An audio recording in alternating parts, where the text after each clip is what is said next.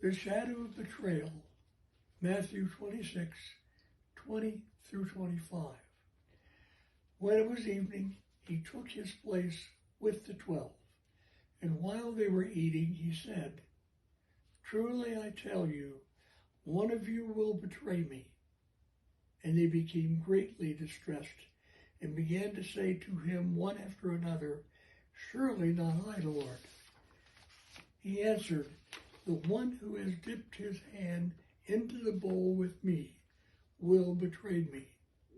The Son of Man goes as it is written of him, but woe to that one by whom the Son of Man is betrayed. It would have been better that that one not to have been born."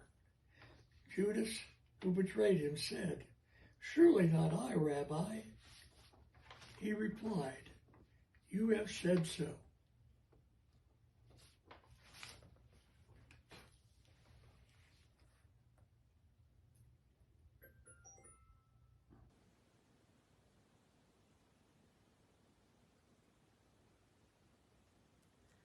Then Jesus went with them to a place called Gethsemane, and he said to his disciples, "Sit here while I go over there and pray."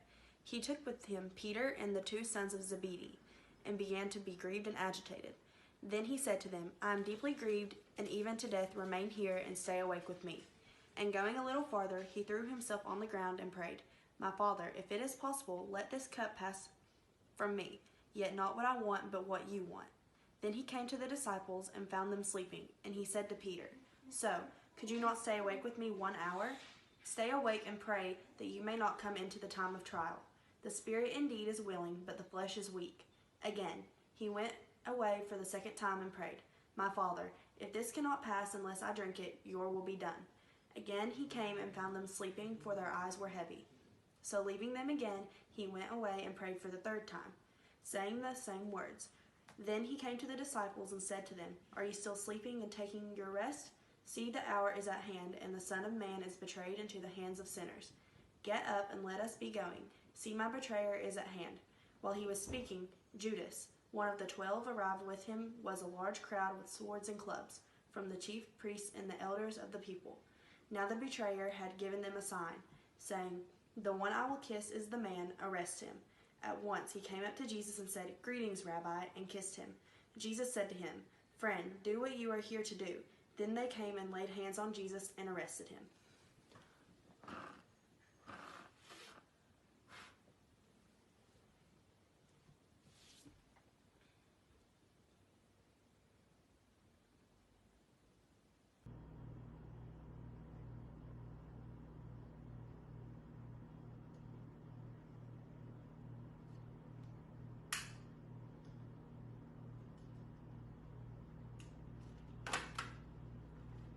The shadow of denial, Matthew 26, 69 through 75. Now Peter was sitting outside in the courtyard. A servant girl came to him and said, "You also were with the Jesus the Galilean." But he denied it before all of them, saying, "I do not know what you are talking about." When he went out to the porch, another servant girl saw him, and she said to the bystanders, "This man was with Jesus of Nazareth." Again, he denied it with an oath, "I do not know the man." After a little while, the bystanders came up and said to Peter, "Certainly you are also one of them, for your accent betrays you." Then he began to curse, and he swore an oath, "I do not know the man." At that moment the cock crowed. Then Peter remembered what Jesus had said, "Before the cock crows, you will deny me 3 times." And he went out and wept bitterly.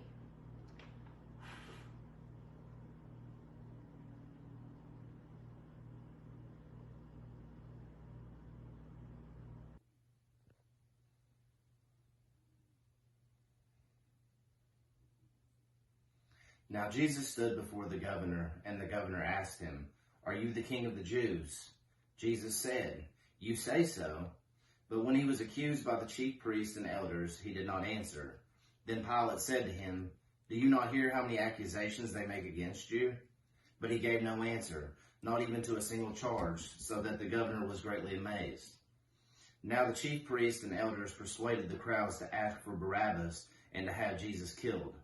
The governor again said to them, "Which of the two do you want me to release for you?" And they said, "Barabbas." Pilate said to them, "Then what should I do with Jesus, who is called the Messiah?" All of them said, "Let him be crucified." Then he asked, "Why? What evil has he done?" But they shouted all the more, "Let him be crucified." So when Pilate saw that it could do nothing, but rather that a riot was beginning, he took some water and washed his hands before the crowd, saying, "I am innocent of this man's blood. See to it yourselves." Then the people as a whole answered, "His blood be on us and our children." So he released Barabbas for them, and after flogging Jesus, he handed him over to be crucified.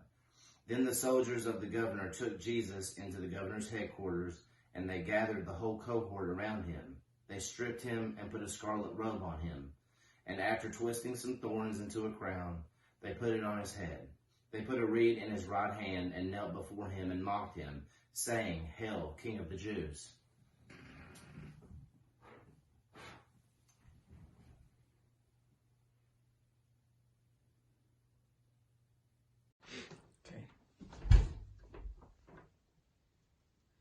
After mocking him, they stripped him of the robe and put his own clothes on him. They led him away to crucify him. As they went out, they came upon a man from Cyrene named Simon. They compelled this man to carry his cross, and when they came to a place called Golgotha, which means place of a skull, they offered him wine to drink, mixed with gall. But when he had tasted it, he would not drink it. And when they had crucified him, they divided his clothes among themselves by casting lots. Then they had sat down there and kept watch over him. Over his head they put a charge against him, which read, "This is Jesus, the King of the Jews." Then 2 bandits were crucified with him, one on his right and one on his left. Those who passed by derided him, shaking their heads and saying, "You who would destroy the temple and build it in 3 days, save yourself. If you are the Son of God, come down from this cross." In the same way, the chiefs and the priests and the elders and scribes were mocking him, and by saying, "He saved others, he cannot save himself. He is the King of Israel. Let him come down from this cross now, and we will believe in him. He trusts in God. Let God deliver him now, if he wants to, for he said, 'I am God's son.'"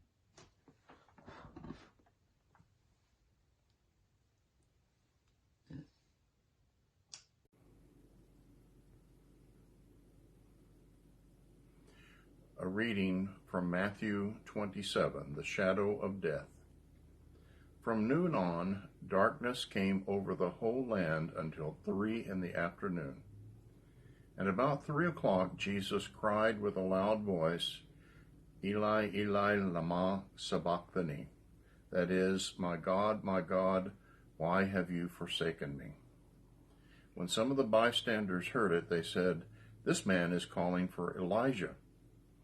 At once one of them ran up and got a sponge, filled it with sour wine, and put it on a stick, and gave it to him to drink. But the other said, "Wait, let us see whether Elijah will come and to save him." Then Jesus cried again with a loud voice and breathed his last. At that moment the curtain in the temple was torn in two from top to bottom. The earth shook and the rocks were split. The tombs were opened, and many bodies of the saints who had fallen asleep were raised. After his resurrection, they came out of the tombs and entered the holy city and appeared to many.